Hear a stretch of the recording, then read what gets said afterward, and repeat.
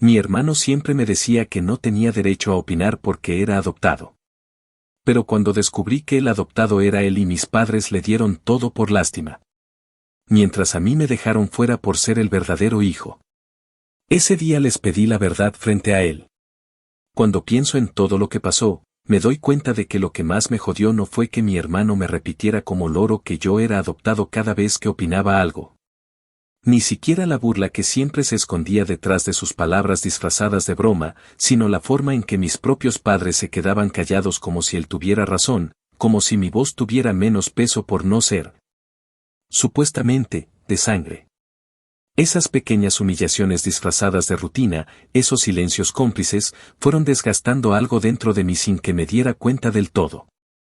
Y no hablo de cosas grandes, porque no todo empezó con un grito o una pelea monumental, sino de los detalles mínimos. Cada vez que había una decisión familiar y mi hermano decía que yo no tenía derecho a opinar porque mi hijo real era, cada vez que yo trataba de defenderme y mi mamá se metía con un ya, no hagan drama. O cuando mi papá se limitaba a hacer un gesto de fastidio, como si yo estuviera siendo exagerado por no querer que me trataran como el accesorio emocional de la familia. A veces me preguntaba si realmente había algo en mí que provocaba ese trato. Me quebré la cabeza intentando encontrar una explicación lógica que me hiciera pensar que, de algún modo, merecía estar al margen. Y cuando no encontraba razones, solo me decía que tal vez así eran las cosas y punto. Mi hermano, Alex, siempre tuvo el papel de hijo perfecto. El favorito indiscutible. Era de esos cabrones que aunque metieran la pata, la familia entera se reacomodaba para justificarlo. Cuando chocó el primer carro que mis padres le regalaron, fue porque estaba estresado por el colegio. Cuando lo arrestaron por conducir borracho, mi madre lloró como si le hubieran matado al perro, pero no por el arresto, sino porque mi niño no estaba bien emocionalmente. Y mientras tanto, yo, el que supuestamente era el adoptado, tenía que mover cielo y tierra para que me vieran. Yo lavaba platos, me encargaba de las compras, sacaba buenas notas, trabajaba en verano y aún así, nunca fue suficiente. Si pedía algo, la respuesta era ahorita no se puede, pero cuando Alex quería lo mismo, mágicamente el dinero aparecía. No importaba cuánto hiciera, cuánto callara, cuánto me esforzara en no dar problemas, siempre terminaba sintiéndome como el intruso que tenía que ganarse el derecho de estar ahí. Lo peor de todo es que durante muchos años creí que era verdad. Creí que yo era adoptado, que me habían hecho un favor al aceptarme, y que por eso tenía que quedarme callado cuando el hijo real hablaba. No era algo que me dijeran abiertamente mis padres, pero tampoco lo negaban. Se escudaban en evasivas, en silencios incómodos, en ese tipo de respuestas vagas que te dejan más dudas que certezas. Mi madre, por ejemplo, una vez me dijo que el amor no depende de la sangre y que lo importante era que ellos me querían igual. Yo tenía 15 años y ya había escuchado esa frase lo suficiente como para saber que no significaba eres nuestro hijo, sino tú no eres de aquí, pero te toleramos. Y mi papá, un hombre seco y poco dado a las emociones, solo asentía en silencio o desviaba la conversación. Así fue como construí toda una identidad basada en la idea de que yo no pertenecía, y que cualquier cosa que me dieran, por mínima que fuera, debía recibirla con gratitud. ¿Cómo no sentir rabia cuando toda la vida te hacen creer que existes por caridad? Por eso, cuando encontré ese sobre en casa de mi tía, un sobre viejo, sellado a medias, escondido entre papeles de herencias, certificados escolares y cartas antiguas, sentí que el mundo entero se me detenía. Yo no estaba buscando nada en particular. Estábamos limpiando el ático porque ella iba a vender la casa y necesitaba ayuda con las cajas pesadas. Me pidió que le ayudara a bajar un archivador oxidado que llevaba años sin tocar, y ahí, entre facturas olvidadas y libretas de ahorro cerradas desde los 90, apareció ese sobre manila con documentos legales. Lo abrí por inercia, sin imaginar que me iba a encontrar de frente con la verdad que nunca nadie se atrevió a decirme. Primero vi mi nombre completo, con el apellido de mis padres, en una hoja que era evidentemente un certificado de nacimiento. Lo leí una vez. Luego 2. Luego 3. No había nada extraño. Yo había nacido en el hospital de nuestra ciudad, el mismo donde mi mamá siempre decía que había estado por otra cosa cuando me preguntaban dónde nací. Me costó unos segundos entender lo que estaba viendo. Yo no era adoptado. No había manera. Era su hijo biológico. Tenía pruebas en la mano. Pero eso no fue lo más fuerte. Lo peor vino después, cuando encontré, dentro del mismo sobre, una copia legal, con todo y sello del condado, de una sentencia de adopción. Y no llevaba mi nombre. Llevaba el de Alex. Me quedé mirando ese papel como si no supiera leer. Me dolió la cabeza de repente. Me temblaban los dedos. La fecha de adopción estaba ahí, con todo y firma del juez. Él era el adoptado. No yo.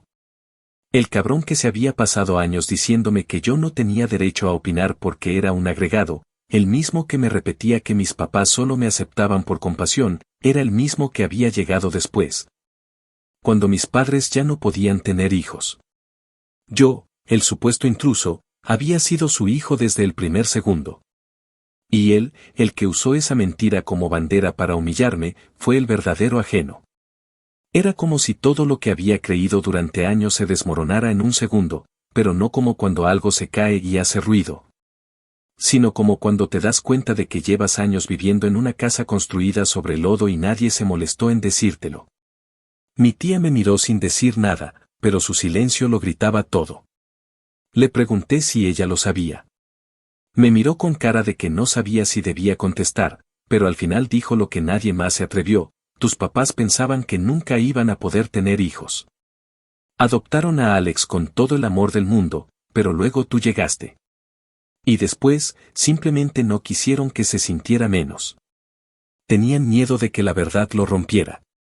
La rabia que me subió por la garganta no era contra Alex, al menos no todavía, sino contra esa lógica de mierda donde yo tenía que cargar con el peso de una mentira para que él no se sintiera mal. Contra esa necesidad constante de protegerlo a él, aun cuando eso significara anularme a mí. Como si yo fuera un error que tenían que esconder para que su verdadero proyecto familiar no se derrumbara. Me acuerdo que mi tía me tocó el hombro y me dijo algo más, pero ya no la escuchaba.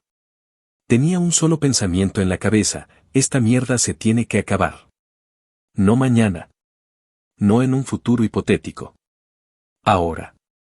Manejé hasta la casa de mis padres con el corazón palpitando a mil, como si me estuviera preparando para enfrentar una guerra que llevaba toda la vida evitándose.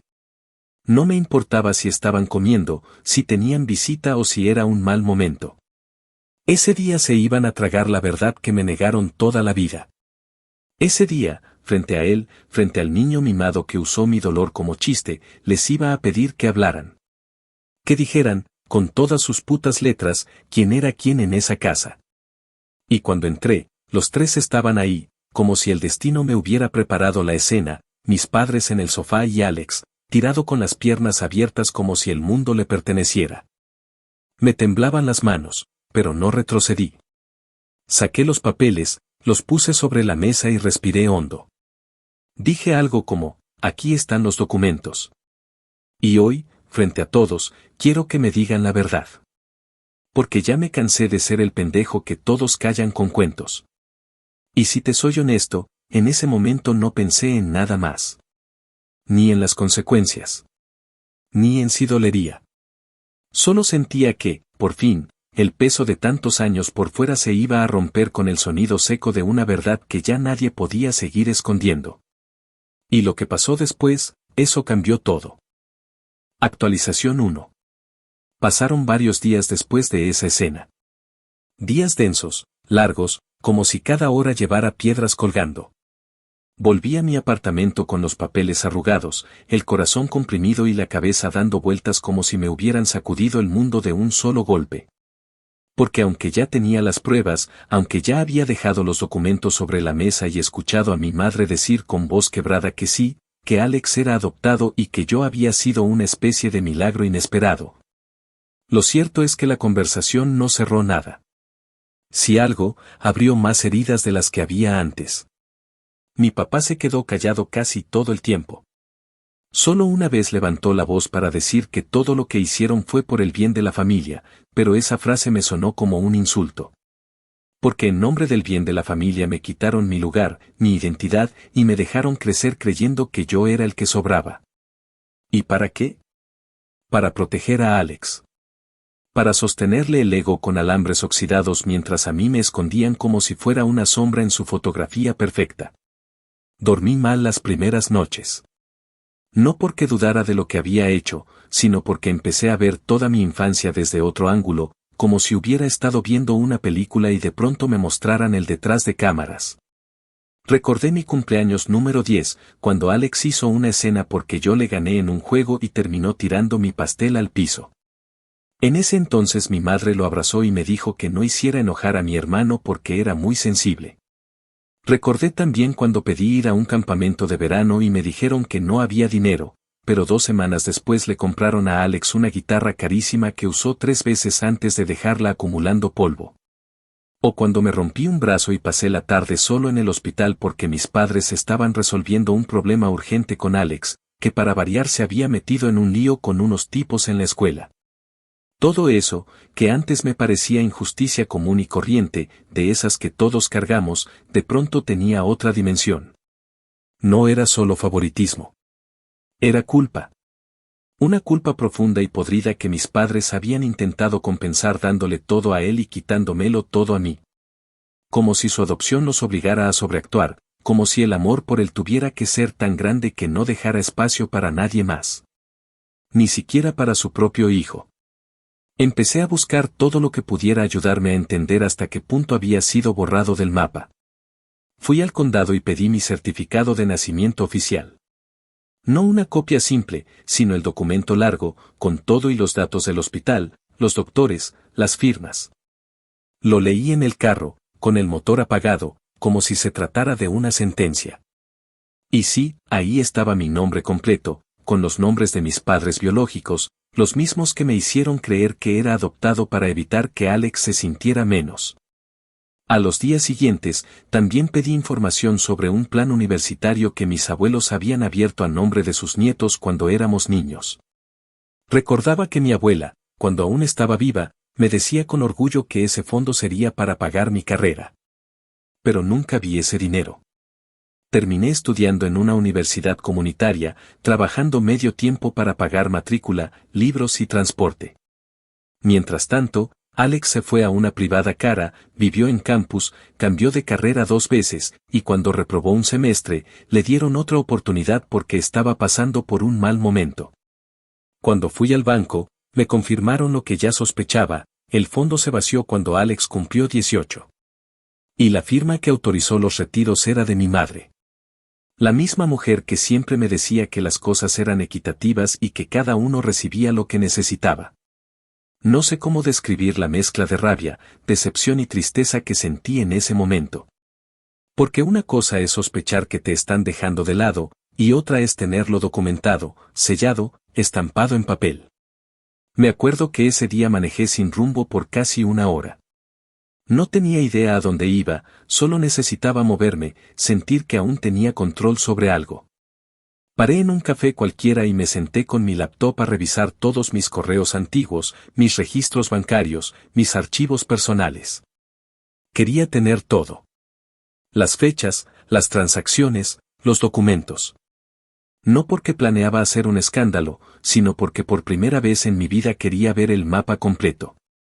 Estaba harto de vivir entre niebla, de tragarme versiones a medias, de quedarme callado mientras los demás se daban el lujo de mentirme con sonrisas.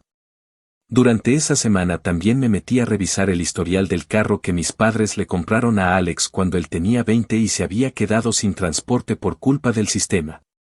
En ese entonces, me pidieron que consignara el préstamo porque mi crédito estaba limpio.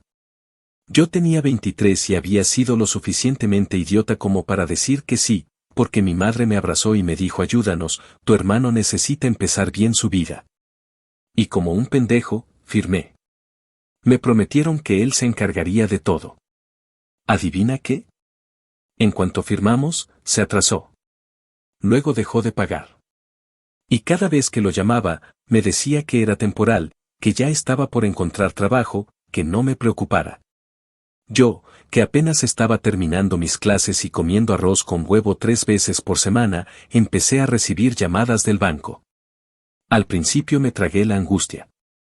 Luego me comí la vergüenza. Pero después entendí que no era mi culpa. Que me usaron. Que no solo me mintieron, sino que me arrastraron en sus cagadas como si yo fuera el salvavidas de todos sus errores. Decidí que ya no iba a quedarme de brazos cruzados. Hablé con un abogado que me recomendó una compañera del trabajo. Me reuní con él un martes por la tarde, le conté todo con los documentos en la mesa. Me escuchó sin interrumpirme y al final me dijo algo que nunca voy a olvidar: esto no se trata de si tienes derecho. Se trata de que te robaron lo que era tuyo mientras te hacían sentir culpable por pedir lo mínimo. Fue como si alguien, por primera vez, le pusiera palabras a lo que yo venía sintiendo desde que tenía uso de razón. Empezamos por lo básico. Recuperar lo que quedaba del plan educativo, si es que quedaba algo, investigar cómo forzar la venta del carro para pagar la deuda y, sobre todo, preparar una base legal para que ellos entendieran que yo no estaba jugando. Que se acabó el te queremos pero aguántate. Que ya no iba a ser el hijo silencioso que todo lo acepta. Que me jodieron. Que me cansé. Mientras tanto, Alex me mandaba mensajes cada tanto, como si nada hubiera pasado. El muy imbécil seguía hablando como si todavía tuviera autoridad moral sobre mí. Me escribió una vez con un ya suelta el tema, güey, estás quedando como ardido, y otra con un siempre fuiste más sensible, no aguantas nada. La última vez que me escribió, le mandé una foto de mi título universitario colgado en mi apartamento, con la fecha bien visible. No acompañé el mensaje con palabras. No hizo falta. Horas después me respondió con un audio de casi 3 minutos lleno de quejas, excusas y ese tono de víctima que tanto le gusta usar. Lo borré sin escucharlo completo. Ya no me interesaba su versión. Me importaba recuperar lo mío. Reescribir mi historia con nombres verdaderos y sin favores pendientes. Ya no estaba dispuesto a cargar con la culpa ajena ni con las decisiones cobardes de mis padres. Esa fue la primera vez en mi vida que entendí algo que debía haber entendido mucho antes, que cuando te quitan tanto, recuperar aunque sea un poco de dignidad ya es una forma de venganza. Y que yo no estaba buscando destruir a nadie. Solo quería poner las cosas en su lugar. Aunque a muchos les incomodara ver la verdad. Aunque les doliera que, por fin, dejara de tragar en silencio. Actualización 2. Pasaron poco más de 3 semanas desde que tomé la decisión de mover todo legalmente y recuperar hasta el último centavo que me había negado durante años. Pero lo que no me esperaba era el puto teatro familiar que vino después. Como si el haber dicho la verdad en voz alta hubiera abierto una compuerta de hipocresía, culpas mal disimuladas y un intento desesperado de seguir barriendo la mierda bajo la alfombra. La tensión empezó a notarse cuando recibí la invitación al famoso asado dominical que mi familia organizaba cada mes. Ese donde supuestamente todos éramos una gran familia feliz mientras se apuñalaban con cubiertos de plástico y sonrisas falsas. La invitación no fue un gesto de paz, fue un intento de control. De tenerme ahí sentado, callado, mirando a los ojos a las mismas personas que me usaron como chivo expiatorio durante años. Dudé si ir. Una parte de mí quería seguir con la estrategia del silencio, pero otra, la que ya no estaba dispuesta a comerse ni una humillación más, me empujó a decir que sí. Si iban a hablar de mí, al menos que lo hicieran frente a mi cara. El día del asado llegué puntual, sin ganas de saludar a nadie pero con una calma tan pesada que ni yo sabía de dónde venía. Había llevado conmigo una carpeta con copias de todos los documentos, el acta de nacimiento, la sentencia de adopción, los retiros del fondo universitario y el contrato del carro. Todo. No porque pensara sacarlo en medio del almuerzo como si fuera un juicio improvisado, sino porque tenía la sensación de que, tarde o temprano, alguien iba a soltar un comentario de más. Y no me equivoqué. Apenas crucé la puerta, Alex, con su clásica voz altanera y esa risa de idiota que siempre usaba cuando quería ponerse por encima de mí, soltó un mira quién llegó, el adoptado que se siente más que todos. El comentario cayó como piedra en un vaso de vidrio. Algunos de mis primos se rieron, incómodos. Otros se quedaron en silencio, bajando la mirada. Mis padres estaban en la cocina, y aunque lo escucharon, no dijeron ni una sola palabra. Ni un basta, ni un respeta, nada. Solo silencio. El mismo maldito silencio de siempre. Ese fue el momento. Saqué la carpeta, la puse sobre la mesa del comedor, esa misma donde me habían callado toda la vida, y dije con voz firme, sin gritar pero sin dejar espacio a dudas, aquí está todo. El que quiera seguir repitiendo que soy el adoptado, que primero lea esto. Porque yo ya no voy a dejar que nadie más me pisotee con una mentira que inventaron para proteger al niño mimado. Lo dije así, sin adornos, sin rodeos. Mi mamá se congeló con una bandeja de carne en la mano. Mi papá frunció el ceño como si estuviera viendo una falta de respeto en vez de una revelación. Y Alex, por supuesto, se rió. Se rió con esa risita de imbécil que siempre usaba cuando lo confrontaban y no tenía cómo defenderse. Dijo algo como ay, güey, ya bájale con tus dramas, neta trajiste papeles, como si yo estuviera exagerando, como si todo eso fuera un invento mío. Yo no le respondí. Solo abrí la carpeta y le mostré el documento donde aparecía su nombre con el sello del condado y la firma del juez. La risa se le borró de la cara. No porque sintiera vergüenza, sino porque por primera vez no tenía cómo escapar del hecho de que toda su historia de superioridad se le estaba desmoronando frente a todos. La sala se quedó en silencio. Mis tíos dejaron de hablar. Mis primos dejaron de masticar. La novia de Alex, una mujer que hasta ese momento había sido la animadora oficial de sus discursos de grandeza, lo miró y le preguntó, ¿es cierto esto? Él intentó esquivar la pregunta diciendo que eso no importaba, que una hoja no cambia lo que uno siente, y ahí fue cuando yo ya no me pude callar más. Dije que sí, que una hoja no cambia lo que uno siente, pero que tal vez hubiera cambiado todo si él no me hubiera escupido en la cara durante años usando esa mentira como arma. Dije que él sabía perfectamente que yo no era adoptado, pero que le convenía seguir diciendo lo contrario porque lo hacía sentirse superior. Que nunca se trató de sangre ni de papeles, sino del poder que le dieron mis padres para hacerme sentir como un intruso. Y que por eso me quedé callado tanto tiempo, porque me hicieron creer que no tenía derecho ni a defenderme. Me acuerdo que mi madre me pidió que no hablara así frente a toda la familia, y yo le respondí, sin levantar la voz, pero con toda la rabia que tenía atorada, lo hice frente a todos porque toda la vida me callé frente a todos. Ya no más. Después de eso, nadie volvió a mencionar el tema durante el almuerzo, pero el ambiente era tan denso que podías cortarlo con un cuchillo. Mis padres intentaron continuar como si nada. Mi madre se puso a servir platos con una sonrisa nerviosa, y mi padre sacó el tema del béisbol para desviar la atención, pero era inútil. Todos sabían que algo se había roto. Que ya no podían seguir sosteniendo la farsa. Que el hijo adoptado había puesto la verdad sobre la mesa, literal y figuradamente. Antes de irme, la novia de Alex me alcanzó en el patio trasero, con un vaso de soda en la mano, y me dijo que no tenía idea de que todo eso era cierto. Que si ella lo hubiera sabido antes, muchas cosas habrían sido distintas. Yo le dije que no tenía que explicarme nada, que si estaba con él, era su decisión, pero que al menos ahora sabía con quién estaba compartiendo su vida. Ella se quedó callada un rato, y luego me soltó, te juro que si yo hubiera estado en tu lugar, habría explotado hace años. No sé cómo aguantaste tanto. Y ahí me di cuenta de que sí, había aguantado demasiado. Y que ese era precisamente el problema. Esa noche mi madre me mandó un mensaje larguísimo, lleno de frases manipuladoras como la familia debe permanecer unida y a veces uno hace cosas difíciles por amor.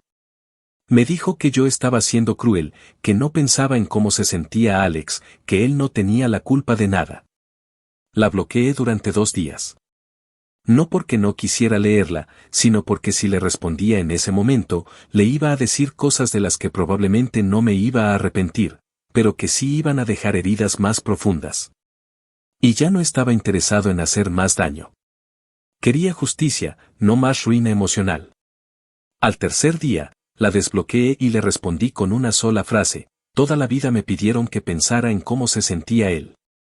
Nadie se preocupó nunca por cómo me sentía yo. Desde ese día, supe que ya no había marcha atrás. Que ese asado había sido el punto de no retorno. Ya no se trataba de documentos ni de quién nació de quién. Se trataba de algo más grande, de respeto. De dignidad. De dejar claro que yo ya no iba a vivir pidiendo permiso para existir. Y si eso significaba que la familia se partiera en dos, que así fuera. Porque la mitad de una familia que te niega no vale más que el derecho de mirar al espejo y no sentir vergüenza por haberte callado tanto. Y yo ya no pensaba volver a agachar la cabeza nunca más. Actualización 3. Pasaron poco más de 2 meses desde aquel asado que, aunque intentaron pintarlo como una reunión familiar más, terminó siendo un puto campo minado de verdades incómodas. Nadie lo dijo abiertamente, pero desde ese día, algo cambió en la dinámica de todos. Los mensajes en el grupo familiar empezaron a bajar en frecuencia. Las tías, que antes se desvivían por compartir memes religiosos y cadenas de oración, ahora escribían con cautela, midiendo cada palabra. Mis padres, por su parte, entraron en una etapa que yo solo puedo describir como la ofensiva pasiva. No se atrevían a atacarme de frente, pero tampoco podían ocultar la incomodidad de saberse descubiertos. Cada vez que hablábamos, cuando hablábamos, sus palabras estaban cargadas de culpa mal disimulada, de ese tono condescendiente que usan los que aún creen que tienen autoridad moral. Pero que por dentro saben que ya perdieron el control de la narrativa. En paralelo, el abogado con el que había comenzado a trabajar siguió moviendo las piezas. Revisamos cada documento, cada transferencia, cada hueco donde el dinero que debía ser mío se había desviado a favor de Alex. El fondo universitario, como temíamos, ya estaba prácticamente vacío.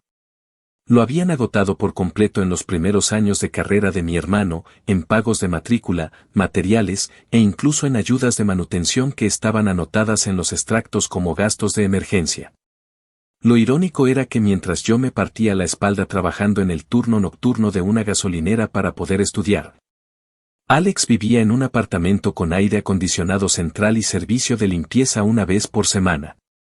Me acuerdo que una vez le pregunté cómo se las arreglaba para cubrir todo eso, y me dijo, con su clásico tono burlón, que cuando uno es inteligente, consigue apoyo.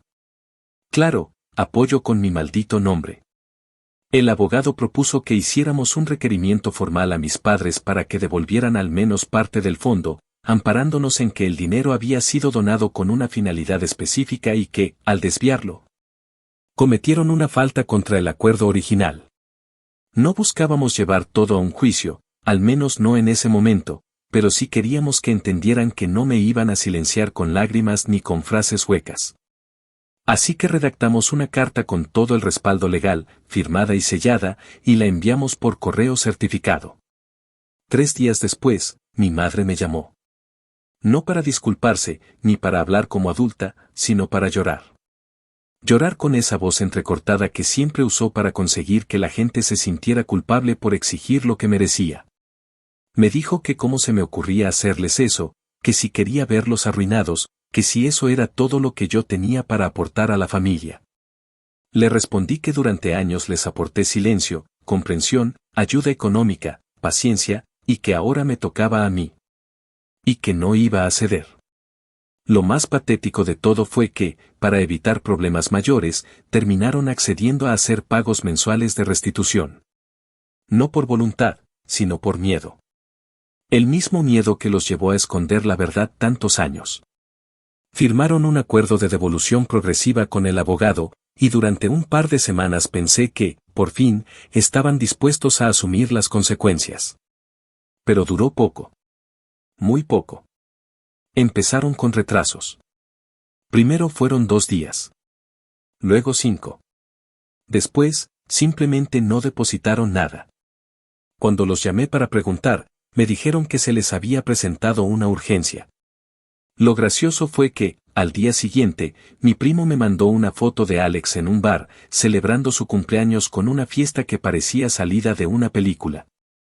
Ahí estaba, rodeado de botellas, con una corona de papel en la cabeza y gritando como si se hubiera ganado la lotería. Me hervía la sangre. No solo por el descaro, sino porque sabía que parte de esa celebración había salido del mismo bolsillo que a mí me negaron cuando pedí ayuda para comprar libros en la universidad. Y entonces vino la guinda del pastel. El carro. Ese maldito carro que todavía estaba en mi historial de crédito porque, en su momento, había sido tan imbécil de firmar como cosignatario. Resulta que Alex había dejado de pagar las mensualidades hacía 3 meses, y como el contrato me involucraba directamente, el banco me mandó una notificación de cobro. Llamé a mi hermano para pedir explicaciones, y como siempre, se hizo el desentendido. Me dijo que estaba esperando un pago grande y que todo se iba a arreglar, que no fuera exagerado. Le di una semana. Una semana exacta. No movió un solo dedo. Así que volví con mi abogado, revisamos el contrato y activamos la cláusula de recuperación del vehículo. En resumen, mandamos a embargar el carro. Fue una de esas decisiones que uno toma con el estómago revuelto, no porque te arrepientas, sino porque sabes que el otro va a victimizarse y pintarte como el villano de su cuento. El día que la grúa llegó a la casa de Alex, no estuve presente. Pero alguien me grabó el momento y me lo mandó por mensaje privado. Se le veía discutiendo con el chofer, haciendo aspavientos, gritando que eso era un abuso, que su hermano era un resentido. La grúa se llevó el carro igual. Y con eso, liquidé parte de la deuda que me estaban cargando a mí. A los 2 días, Alex me mandó un mensaje que era una mezcla de amenazas veladas y frases de víctima. Me llamó basura, traidor, hasta me dijo que yo no merecía llevar su mismo apellido. Lo ignoré. Porque para entonces, ya entendía que él solo sabía funcionar cuando podía humillar a alguien más. Y como ya no tenía poder sobre mí, no le quedaba más que rabiar. Mis padres, por supuesto, no dijeron nada. No me llamaron. No me preguntaron. Se escondieron en el silencio, como siempre. Pero lo que no sabían era que yo no solo estaba recuperando dinero o cerrando cuentas. Estaba arrancándome la culpa de raíz. La puta culpa que me metieron desde niño. La que me hizo pensar que exigir era ser malagradecido. Que hablar era causar problemas. Que tener dignidad era ser egoísta. Así que cuando llegó la siguiente mensualidad del acuerdo y otra vez no depositaron nada, no les escribí. No supliqué. No pedí explicaciones. Mandé otra carta formal, esta vez más dura, con la advertencia legal de que si no cumplían con el contrato, el siguiente paso era la corte. Les dejé claro que el tiempo de los favores emocionales había terminado. Que esta vez, si querían seguir mintiendo, tendrían que hacerlo frente a un juez. No recibí respuesta. Solo silencio. Pero no era el mismo de antes. Esta vez era un silencio nervioso. El de quien sabe que la verdad le respira en la nuca y ya no hay forma de esquivarla. Y así, paso a paso, fui recuperando lo que me quitaron. No por venganza, aunque claro que dolía y claro que había rabia, sino porque era lo justo. Porque por fin había entendido que no se trata solo de ganar terreno, sino de no volver a perderlo nunca más. Y a esa altura, ya no solo quería lo que era mío. Quería que, de una vez por todas, se tragaran el espejo en el que nunca quisieron mirarse. Y eso, apenas estaba comenzando. Actualización 4. Habían pasado ya 6 meses desde la primera vez que abrí la boca y pedí la verdad con los papeles sobre la mesa. 6 meses desde que vi la cara de Alex descomponerse cuando entendió que se le había acabado el cuento, y 6 meses desde que mis padres empezaron a pagar, a cuentagotas y a regañadientes, la deuda emocional y financiera que me debían desde hacía años. Pero lo que pasó después fue el verdadero punto de quiebre. Porque una cosa era lidiar con la traición de haberme mentido toda la vida, con la humillación de haberme hecho sentir como un accesorio que se podía mover o callar a conveniencia. Y otra muy distinta era enterarme, casi por accidente, que no solo me habían negado un lugar, sino que además habían firmado para regalarle a mi hermano la última cosa que yo aún consideraba sagrada. La casa de la familia. La noticia me llegó sin buscarla, como suele pasar con las verdades más cabronas. Fue un viernes por la tarde. Estaba revisando unos documentos en línea, organizando mis archivos personales para actualizar mi historial crediticio, cuando me topé con una notificación del condado sobre cambios en el registro de propiedad. No tenía idea por qué me había llegado a mí, pensé que era un error, pero por curiosidad abrí el enlace. Al ver la dirección, me congelé. Era la casa donde crecí. La misma casa que mi abuelo había construido con sus propias manos, esa que mis padres siempre decían que algún día sería de los dos hermanos porque ambos la amaban. Resulta que hacía casi un año la habían transferido por escritura notarial directamente a nombre de Alex. Sin condiciones. Sin cláusulas de protección. Sin siquiera un puto aviso. Le habían dado la casa entera al idiota que no sabía mantener ni sus propios zapatos limpios. Sentí el corazón latir con fuerza en las sienes. Era una mezcla de asco, traición, impotencia. Pero lo peor fue el momento exacto en el que me di cuenta de que lo habían hecho mientras yo todavía estaba en buenos términos con ellos. Que cuando me pedían que entendiera, que fuera paciente, que la familia era primero, ya habían hecho ese trámite en silencio, a escondidas. Dándole a mi hermano la propiedad más valiosa de la familia como premio por una vida entera de irresponsabilidades. No era solo un tema de ladrillos o metros cuadrados. Era lo simbólico. Esa casa tenía historia, memorias, raíces. Ahí estaba enterrado el perro de la infancia, ahí se celebraban los cumpleaños con las tías gritonas y los primos con hambre. Ahí aprendí a andar en bicicleta, ahí me caí de la escalera y me rompí un diente.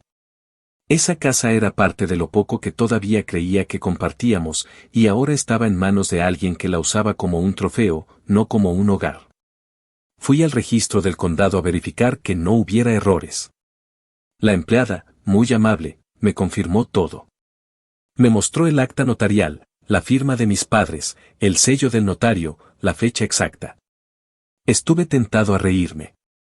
El mismo mes en que mi madre me pidió dinero para cubrir una deuda médica de urgencia, habían firmado esa mierda. Salí de ahí con los puños cerrados, sintiendo que cada paso me quemaba los pies. Lo primero que hice fue llamar a mi abogado. Le expliqué la situación, y él, sin perder tiempo, revisó los antecedentes de la propiedad, los impuestos, el historial de pagos. Y ahí fue cuando descubrimos la joya escondida. Alex, el flamante nuevo dueño, no había pagado ni un solo impuesto sobre la propiedad desde que se hizo dueño formal. Ni uno. Estaba acumulando deuda con el condado y ni siquiera se había dado cuenta. El abogado me explicó que, en Texas, cuando una propiedad se atrasa lo suficiente en impuestos, puede ser subastada por el gobierno para recuperar la deuda. Que no era rápido ni sencillo, pero que era totalmente legal. Le pregunté si había forma de participar en esa subasta. Me dijo que sí. Y ahí, con esa información, supe exactamente lo que tenía que hacer. Ya no era solo venganza. Era justicia con todas sus letras. Y esta vez no iba a hacer un reclamo emocional. No iba a mandar cartas ni a exigir explicaciones. Iba a jugar bajo las reglas del sistema, como ellos jugaron conmigo. Iba a aprovechar cada omisión, cada descuido, cada hueco legal que pudieran haber ignorado por arrogancia o por pura estupidez. Durante las siguientes semanas, me dediqué a rastrear cada centavo que Alex debía. Imprimí recibos, anoté fechas, sumé montos. Había acumulado más de $6,000 en impuestos atrasados, sin contar penalidades. Era una bomba de tiempo. Sabía que eventualmente el condado mandaría la notificación de subasta. Solo tenía que esperar. Pero no me quedé quieto. Abrí una cuenta de ahorro separada y empecé a mover recursos.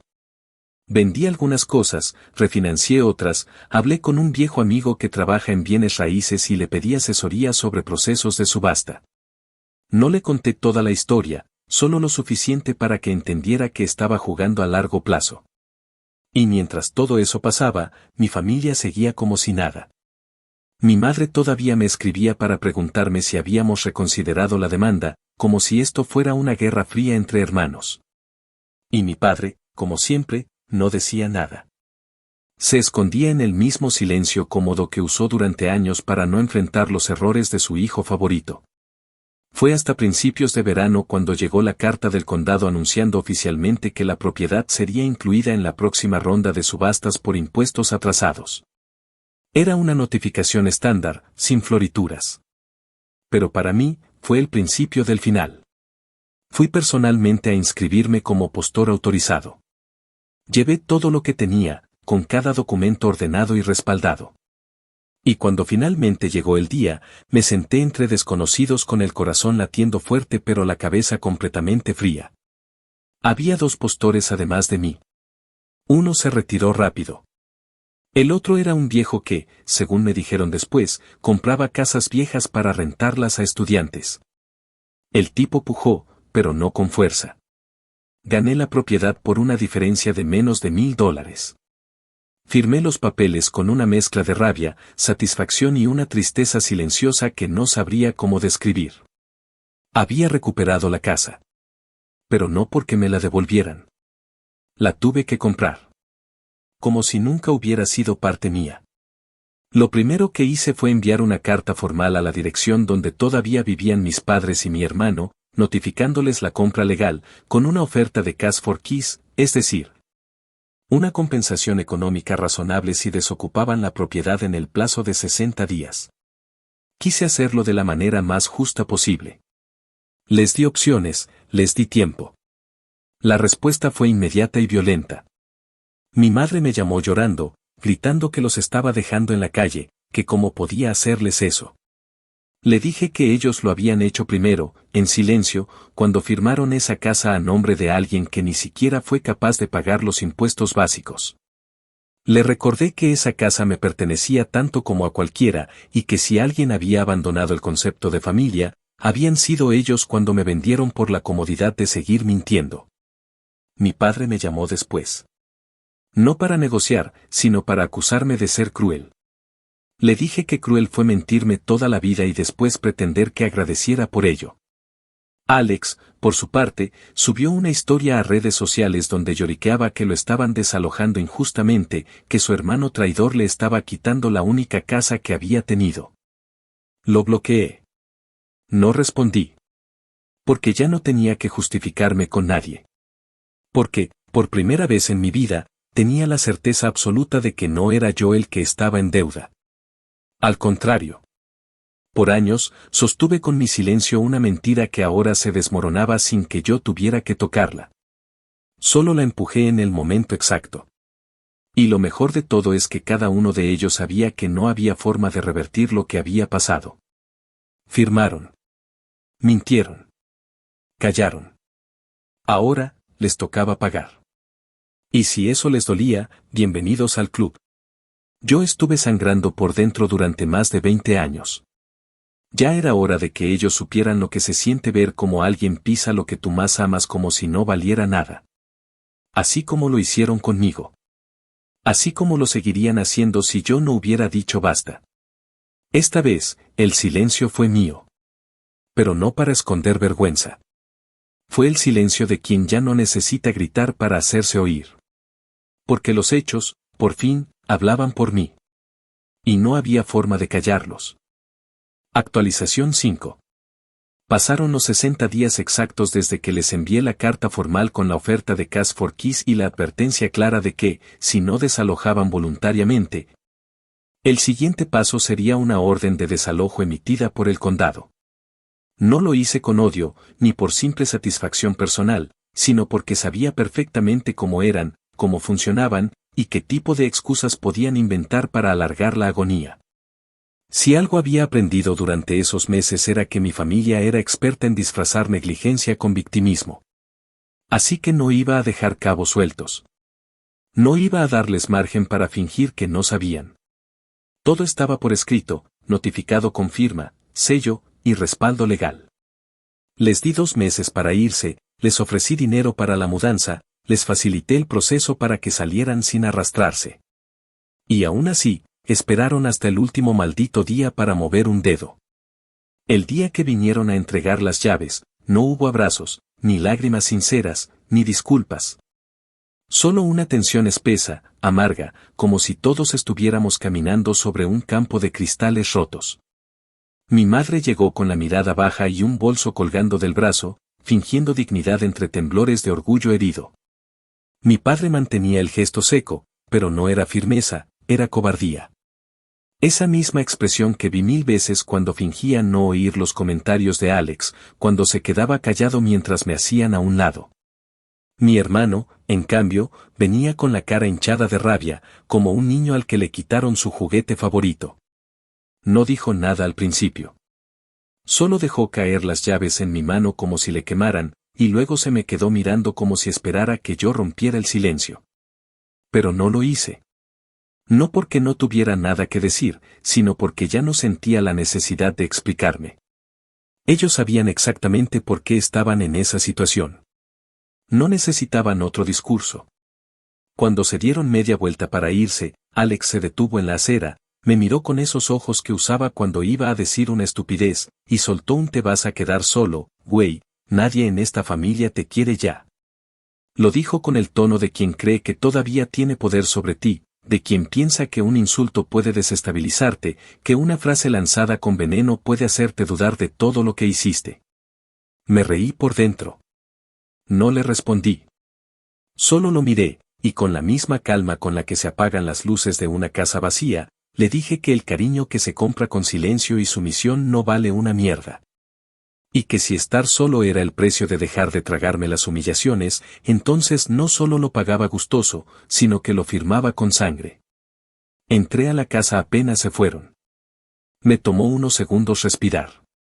El lugar olía a humedad, a abandono, a años de descuido encubierto por velas baratas y ambientadores de supermercado.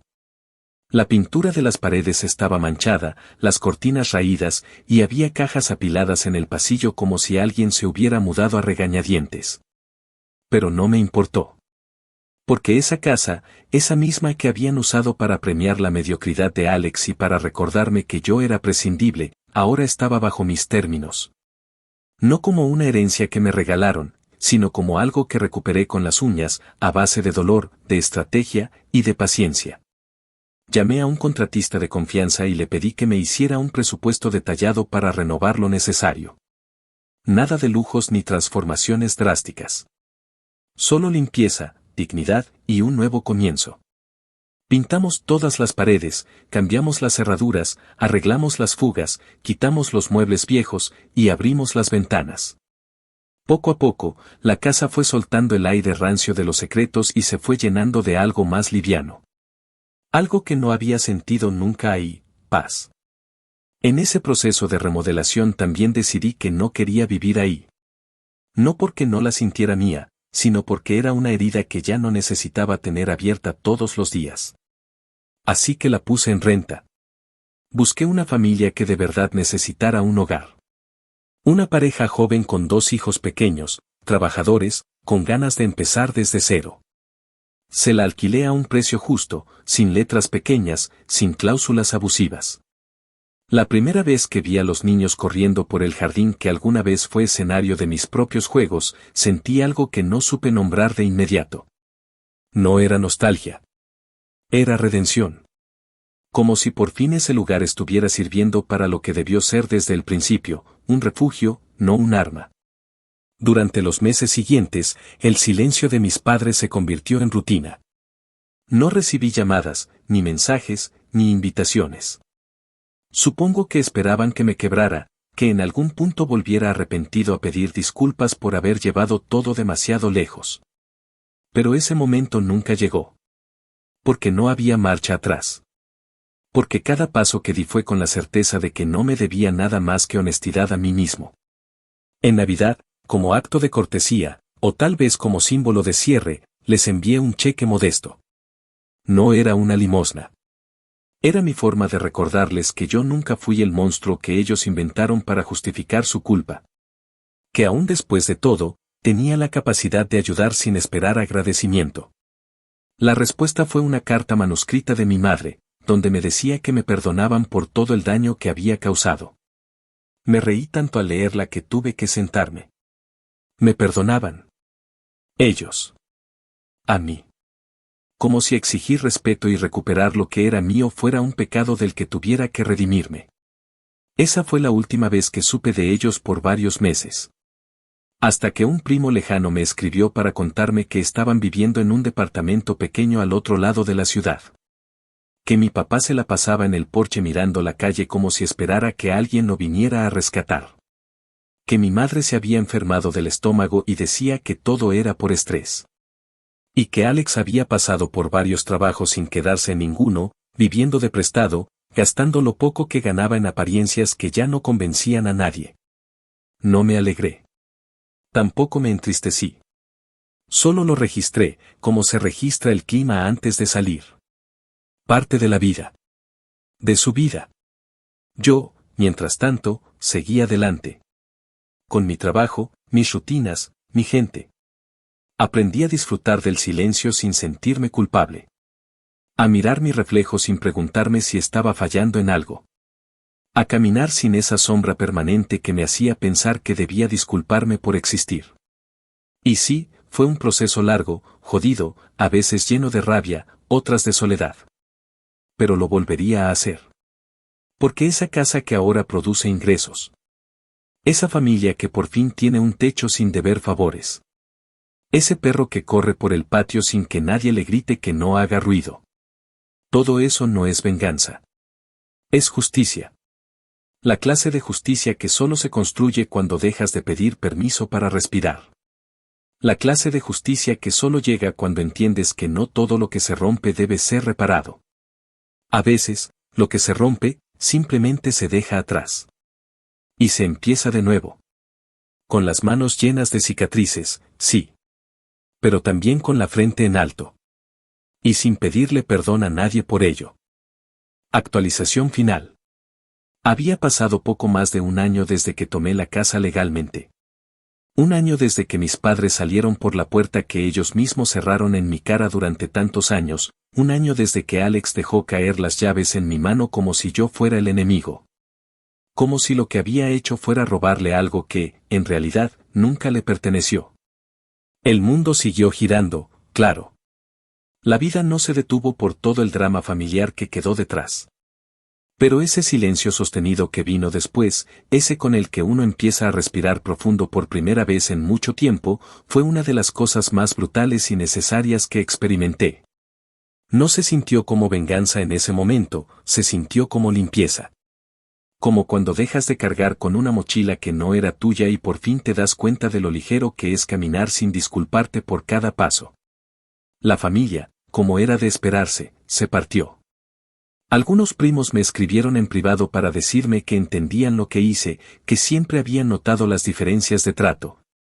Que más de una vez se habían preguntado por qué yo nunca estaba en las fotos familiares colgadas en la sala o por qué mi nombre siempre era el último en ser mencionado cuando se hablaba de logros. Otros, en cambio, se tragaron por completo el cuento que mis padres y Alex habían construido. Que yo los había desalojado, que me había quedado con la casa por ambición, que había destruido a la familia por una cuestión de dinero. Me mandaron indirectas, frases condescendientes disfrazadas de buenos deseos, o simplemente dejaron de escribirme. No me sorprendió. Al final, todos eligen el ángulo desde donde mirar las cosas, y yo ya no iba a romperme la cabeza tratando de demostrarles quién fui y por qué hice lo que hice. Esa carga se la dejo a los que aún viven para complacer. Lo más curioso fue lo que pasó con Alex. Después de meses de silencio total, un día cualquiera, mientras estaba en el supermercado empacando cosas para la casa, recibí un mensaje de texto. Era un número nuevo, sin nombre guardado, pero no necesitaba leer más de 2 líneas para saber que era él. Me escribió que necesitaba hablar, que habían pasado muchas cosas, que no quería seguir en malos términos. En otro momento, tal vez más ingenuo o menos curtido, habría sentido una punzada de curiosidad. Pero no esa vez. Le respondí con frialdad que no teníamos nada pendiente.